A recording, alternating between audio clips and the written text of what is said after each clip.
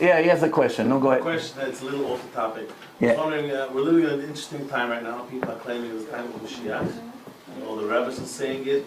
I was wondering if you could give us your opinion, your knowledge of how significant this time is. And the reason that people believe that we are in days of Mashiach, because according to the prophecies of the prophets, it seems that the world already came to a moment that it's mature to start all these prophecies that the prophets were talking about. For instance, 50 years ago, none of the signs that the Talmud gave existed.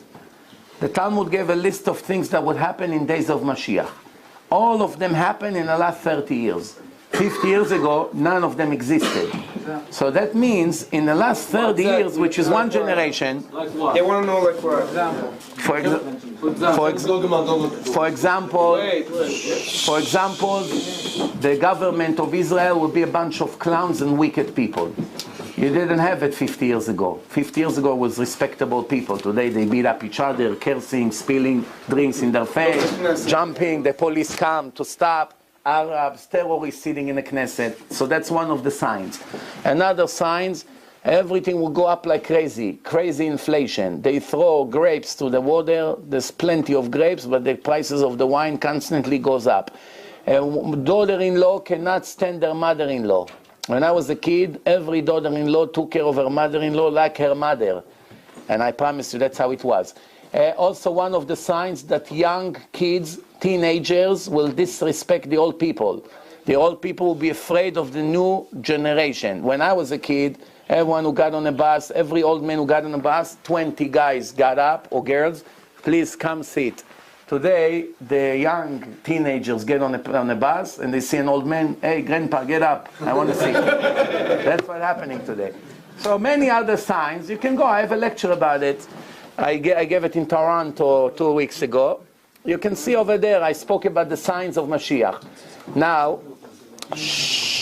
because all the prophecies that the prophets gave of what's going to happen in the world is already became reality, which means if one of the prophets, Zachary, in Zachary 14, he writes, Zachariah, that 2/3 of the world will die instantly. 50 years ago, 100 years ago, when you say 2/3 of, which means 4 billion people can die in a minute, it looks like a theory. It's not realistic. How can something like this happen? When the Vilna Gaon wrote 250 years ago that the last war will take 9 minutes, they laughed. 9 minutes.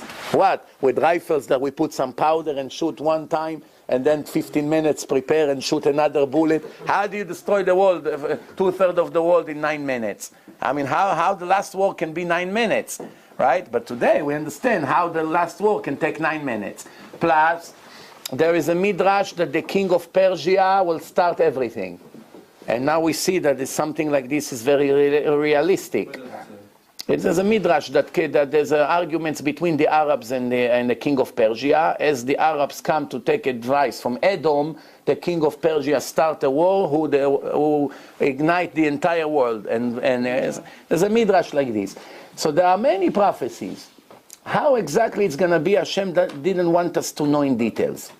We know roughly. We don't know 100% because it eliminates the free choice.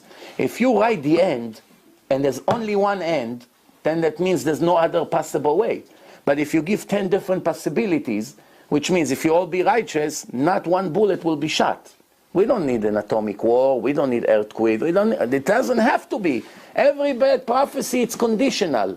Only the good prophecies are guaranteed to happen regardless of our behaving. But every bad prophecy, like Yonah in Nineveh, Hashem sent Yonah to Nineveh. He said to them, in 40 days, Nineveh will be destroyed. But the Goyim, the Gentiles, they made tshuva, they fast, they wore a sack, they put ashes on their head, and they made tshuva, and the decree was cancelled. There's other signs in the Tanakh that some decrees were cancelled. Yeah.